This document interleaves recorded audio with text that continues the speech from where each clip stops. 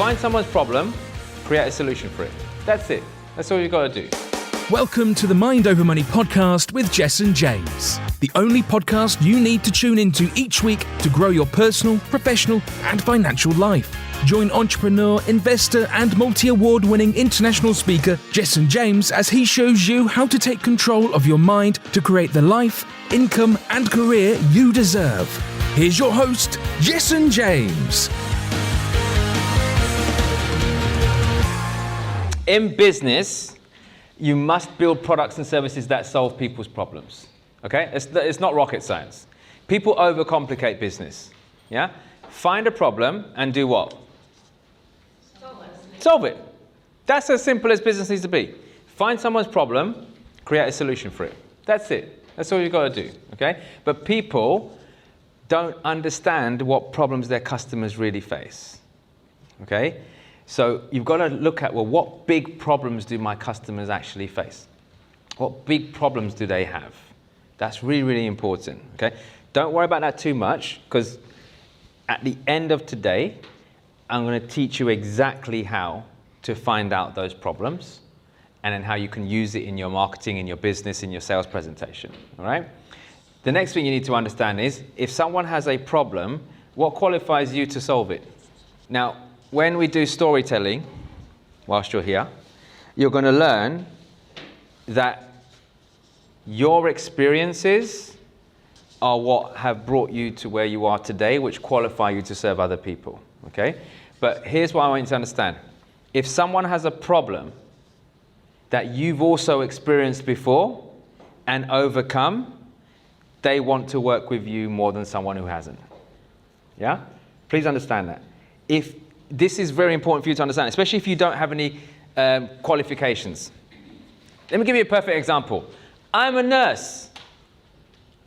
I don't have any business qualifications, all right? If you're looking for a PhD, ABC, whatever the fuck it is attached to my name, I don't have it. And if you need that, don't come here. I just tell that to people, right? What I do have, though, experience. I've been where you might be right now. I've been broke. I've made mistakes. I've lost money. I've worked all the hours under the sun. I've become sick as a result. I've been stressed. I've had all of that. And guess what? I've overcome it. Want to know how? You're in the right room if you want to know how. Why? Because I've had a problem that you might be going through right now, and I've solved it. I personally would rather learn from someone who's been through what I've been through and solved it than someone who's got a fancy bit of paper. Yeah? Literally, this is why I got detention in school for asking my business studies teacher if they've ever run a business before. I got detention. What the fuck? It was I was 15 years old. It was an innocent question, right? Like, sorry, sir, how many businesses have you run? Get your detention book out. The fuck, man? I was just asking the question. But I hit his ego, right? But what I mean is, it was an innocent question. But remember, I was a child. Your business, your clients are always thinking, what qualifies you? Why you? Why? Yeah? So why? That's what people want to know. What qualifies you? Don't worry too much though. We're going to work on that story-wise, okay? Now some top tips from you when it comes to working with clients, okay? Use the skills that you already have. Don't reinvent the wheel, yeah? Innovate it. Enhance the wheel is what I do, right? Look, if you don't have a business idea right now, the fastest way for you to generate an income is to use the skills you already have. What do you already know? This is what annoys me when I go to events and I speak on stage. People go there looking to retrain. For example, they want to retrain as a property entrepreneur, or they want to retrain as a, trader, forex trader, whatever it might be. They do all these fancy things, which is fine. I believe you should have other revenues of streams of income. However, how about you monetize what you already know? Isn't it quicker for you to use what you already know than to go and retrain as something else? Think about that, okay? So what I'll say to you right now is, what skills do you currently have right now if you haven't got a business idea, that is, that you could use already. And even if you have a business, what additional skills have you got right now that you could bring into your business? What else do you know? Yeah? Business owners, look at your existing products or services and ask yourself, what else can I do for my clients? What else do they want? What else do they want? Okay? Here's where I want you to think outside the box. Okay? What other needs do your clients have that they're not currently purchasing from you? Think about that. Think about that. It's very important. Why? Because you're going to find someone who does that, you're going to partner up with them, and you're going to refer that business to that person, or you're going to offer it as a service under your umbrella. Yeah? So I have an admin company with my PA. She'll be here later. But we have an accountant that we outsource work to, but you pay us. I don't have an accountant on my payroll. I outsource the accountancy work. Is it making sense? Because I know people who want PA work, admin work, also perhaps need bookkeeping or accountancy. So rather than me go, right now I need to recruit an accountant, recruit this, recruit that. No, I just partner up with people. It's under my umbrella. Yeah? So look at your businesses right now. Look at everything that you're doing right now and go, what else can I offer? Perfect example is this. If you are, health coach. Let's say you're a health coach. You coach people on health. Okay? Am I right in saying that someone who has health issues probably also has mindset issues? Stress, this, that, blah, blah, right? Yeah? What if you're not a good mindset coach? Find someone else who is. And offer that service to your client. Yeah? Some of you are missing out on opportunities here. Some of you are actually referring to people and not getting paid for it. We've all done that before, right? Go and work with that person. What happens? Not even a thank you. Look, I operate like this. Any opportunity for wealth creation, take it. Any opportunity for wealth creation, take it. Yeah? And sometimes it's not money. Sometimes it's getting paid in other ways. Little things here and there. Like this hotel, for example, we've never used this hotel before. We used it last week for the first time. We usually have these events in central London, Kensington, that kind of area, blah, blah, blah. But during lockdown, all of them disappeared, and then they're not even responding to any of us, blah, blah, blah. And this place said they can accommodate us. So we said, we'll give it a go. We've never used this place before. And they've been looking after us, which is fine. We've also, because I know a lot of people who run events, yeah, they've also said, hey, Jess, where are you running your events? I said, well, I'm doing it here.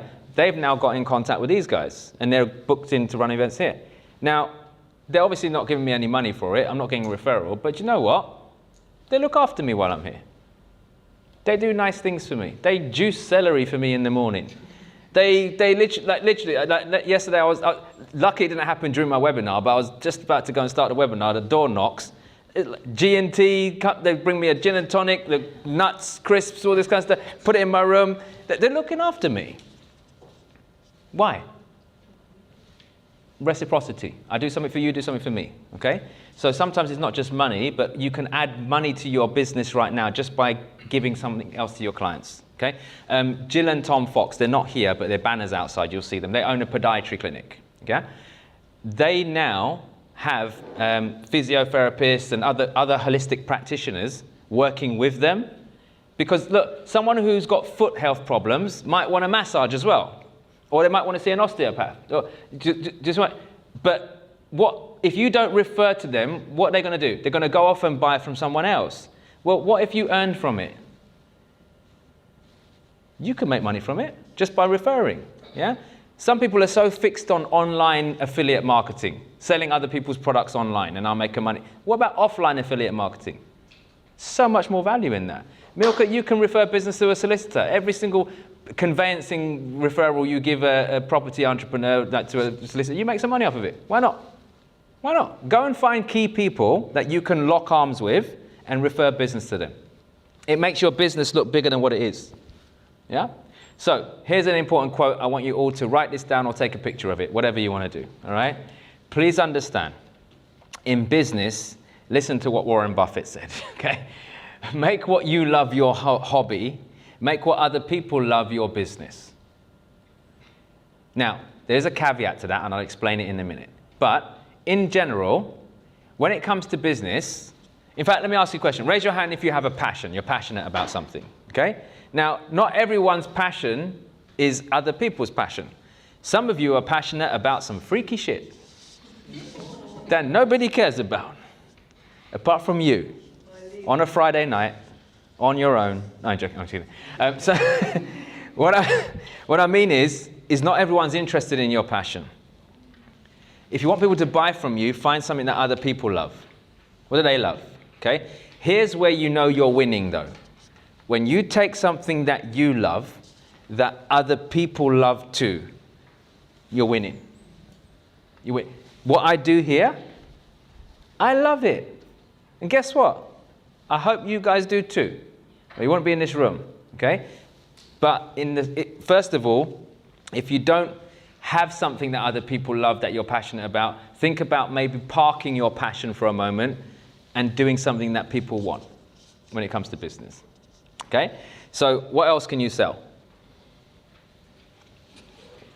Now, there's two types of people in this room. There's people that are just starting out or want to launch something, and there's established business owners. I want you to, both of you, to think outside the box here. Established business owners, I want you to look at what else can you add to your portfolio at the moment. What else can you sell? What else can you sell in your current business model? Those of you who are just starting out, what could you sell? Maybe this is where you might U-turn your current business idea. Okay? Bless you. Information products. Okay? This is huge at the moment. Huge. Huge. Yeah? These are things like books, audio programs, video training, that sort of thing. People want to buy information at the moment. Okay? Online courses, online education. Yeah? Loads of people want to buy this stuff. It's what we call information products. Okay? Now, it is valued at just over, I think it's $230 billion. Online learning, I need to sort this microphone out on a break. Online learning is such a massive industry that when President Obama was in power, he actually endorsed it with Mark Zuckerberg from Facebook. They endorsed online industry, right? It's over $230 billion value. That's how much the industry is worth, okay? Guess who owns most of it? Who owns most of that industry? The Americans. Come on, what's wrong with us? Are they better than us?